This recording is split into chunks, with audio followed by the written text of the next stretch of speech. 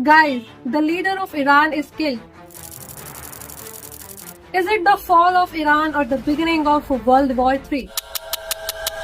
Recently ही जब Iran ने माइंडलेसली यूएस के military bases Kuwait, Qatar, Saudi Arabia, Bahrain इन जगहों पर अटैक किया तो रिटालिएशन में इजराइल और यूएसए ने जो है वो उनके supreme leader Ayatollah Khomeini, their defence minister और आर्मी चीफ को भी असैसिनेट कर दिया। But for us it's very important to know कि आखिर में ये देश आपस में लड़ क्यों रहे हैं।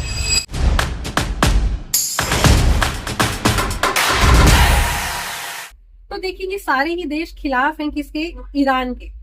इजराइल ईरान पे अटैक कर रहा है, यूएसए ईरान पे अटैक कर रहा है, सऊदी अरेबिया भी ईरान पर ही अटैक कर रहा है। क्योंकि इस साल की शुरुआत में ही ये भनक आई थी कि जो ईरान है वो एक न्यूक्लियर बॉम्ब बना रहा है। और जब भी इजराइल या यूएसए को पता लगे कि कोई कंट्री न्यूक्लियर बॉम्ब बना रहा है, वो इतना ज्यादा कंसर्न हो जाता है कि वो उस देश का ही तख्ता पलट करा देता है। जैसे कि 1981 में जब सद्दाम हुसैन का फॉल हुआ था तो उसके पीछे यही कारण था कि वो न्यूक्लियर बॉम्ब बना रहे थे। But why they are so much afraid from Iran if they is making nuclear bomb? Because Iran के लीडर आयतुल्लाह खुमैनी ने ये क्लियरली बोला था कि हम एटॉमिक बॉम्ब बना रहे हैं ताकि हम इजराइल को नक्शे से ही खत्म कर दें। तो सबसे पहले समझते हैं कि इन देशों की आपस में लड़ाई किस वजह से है। इजराइल और Saudi Arabia are good friend of USA, और इन अदर वर्ड्स कह लो कि यूएसए के ये दो करण अर्जुन है कि जब भी किसी लड़ाई में मिडिल ईस्ट में आगे करना होता है तो वो इन दो देशों को करता है। बिकॉज मिडिल ईस्ट में बाकी सभी देश जो है वो आज के समय यूएस के ऑक्यूपेशन में आ चुके हैं। बस एक ईरान ही है जो कि यूएस की सर्जनिटी नहीं मानता है, because Iran is the ally friend of China and Russia. तो जिस वजह से यूएसए और इजराइल मिलकर इस देश को अटैक करता है। और इसके अलावा एक दूसरा रीजन भी है जो है इनका पोर्ट।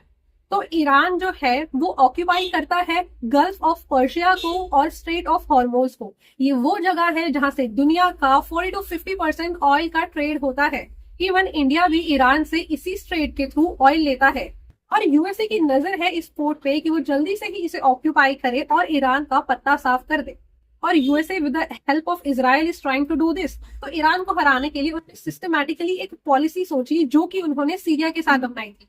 तो देखिए, जो सीरिया था पहले यूएसए ने वहां के लोकल लोगों को फंड किया to raise up violence in their country. देखिए, सीरिया में जब सिविल वॉर या सिविल अनरेस्ट हुआ था तो उसमें यूएसए ने ही जो है वो सीरिया के लोकल लोगों को फंड किया था कि तुम अपनी सरकार के खिलाफ हो जाओ। उनकी इकोनॉमी को तोड़ दिया गया था जिससे लोग जो थे वो उनके खिलाफ हो गए थे और तख्ता पलट हो गया था। इस तख्ता पलट के डर से जो सीरिया का प्रेसिडेंट है वो भागकर रशिया चला गया। तो सेम यही गेम प्लान जो है वो इन्होंने सोचा कि हम ईरान के साथ भी करेंगे। But Iran in itself is a very powerful country in the middle east. आपको बता ही दिया कि स्ट्रेट ऑफ हॉर्मोज और गल्फ ऑफ पर्शिया जो है वो इस देश को बहुत स्ट्रांग बनाता है। लेकिन इसके अलावा भी अब ईरान को आप इतना भोला ना समझें, क्योंकि ईरान ने भी अपने कई सारे एलाइज जो है वो इजराइल में छोड़ रखे हैं। आज के समय जो इजराइल है वो नो मैटर ईरान से बहुत दूर है, लेकिन वो ईरान के एलाई से चारों तरफ घिरा हुआ है। आप इजराइल का मैप देखें तो इजराइल के मैप के ठीक ऊपर जो है वो है लेबनान, और लेबनान में एक मिलिटेंसी ग्रुप लीड करता है जिसका नाम है हिजबुल्लाह। तो हिजबुल्लाह को जो फंड करने वाला है वो है ईरान। उसके अलावा इजराइल जो खुद पैलेस्टाइन के साथ कुछ साल पहले लड़ रहा था, उसमें एक मिलिटेंसी ग्रुप है हमास जो कि गाजा के वेस्ट बैंक एरिया में रूल करता है, और उनको ही जो है वो फंड करता है ईरान, ताकि इजराइल में एक सिविल अनरेस्ट जो है वो बना रहे। और इजराइल इसी सिविल अनरेस्ट में बहुत सालों से है, फ्रॉम 1979। के अलावा सीरिया तक में भी जो है वो मिलिटेंसी को फंड करता है ईरान, ताकि उस देश में जो है वो एक अनरेस्ट बना रहे। तो इस कई रीजंस के बावजूद भी जो है वो यूएसए हेल्प कर रहा है इजराइल की, ताकि बाकी सभी देशों की तरह वो ईरान का भी तख्ता पलट कर सके।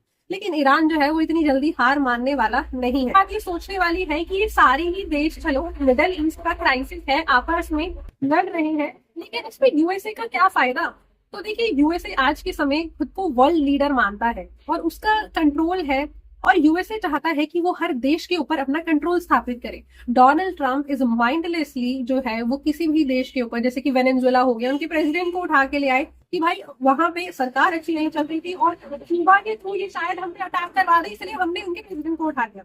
साथ ही साथ उन्होंने ग्रीनलैंड जो कि अभी डेनमार्क की टेरिटरी है उसको भी अटैक करना चाह रहे हैं कि ये भी हमारे एरिया में आ जाए, ताकि आर्टिक में सिर्फ हम रूल करें। क्योंकि जो पॉलिसी है ना कि सारे ही देश जो है उन पे सिर्फ उन्हीं का ही राज हो, ये जो है वो मजबूर करता है यूएसए को ईरान पर अटैक करने में, क्योंकि मिडल ईस्ट के सारे ही देश जो है वो कहीं ना कहीं डायरेक्टली और इनडायरेक्टली जो है वो यूएसए के अंडर आते हैं एक्सेप्ट ईरान। तो कहीं ना कहीं जो ये दौर है ना, ये दौर है प्रॉक्सी वॉर्स का, यानी कि असलियत में सिर्फ सुपर पावर्स आपस में लड़ रही है, लेकिन वो नीचे अपने एलाइज को फंड कर रही है एक दूसरे के साथ लड़ने के लिए। जैसे जो यूएसए है वो चाहता है कि जितने भी ऑयल का कंट्रोल है, रेयर अर्थ एलिमेंट्स का कंट्रोल है, पर्शियन गल्फ का कंट्रोल है, या फिर स्ट्रेट ऑफ हॉर्मोज का कंट्रोल है, वो ईरान से सीधा यूएसए के हाथ में आ जाए, इसीलिए they are continuously attacking Iran. लेकिन ईरान में तख्ता पलट होना सीरिया जितना आसान नहीं है। तो काफी फाइनेंशियली और इकोनॉमिकली ब्रेक करने की कोशिश तो कर ही दी गई है ईरान को, लेकिन अब आगे क्या होता है ये तो देखना बनता है। But it all we can say इसकी जो ये मिडल ईस्ट है ना, अगले कई महीनों तक जो है ये ऐसे ही वॉर में रहेगा। बट इन सभी में अगर देखा जाए तो मिडल ईस्ट के क्राइसिस में इससे इंडिया का क्या लेना देना है, यानी कि ईरान पर जो अटैक हुआ उससे इंडिया को क्या इम्पैक्ट होगा। सो देखिए, India as a developing nation is directly not supporting any country. मतलब ऐसा नहीं है कि भाई हम ईरान को सपोर्ट कर रहे हैं या फिर हम इसराइल को सपोर्ट कर रहे हैं, वहां पे हम इन्वेस्ट कर रहे हैं।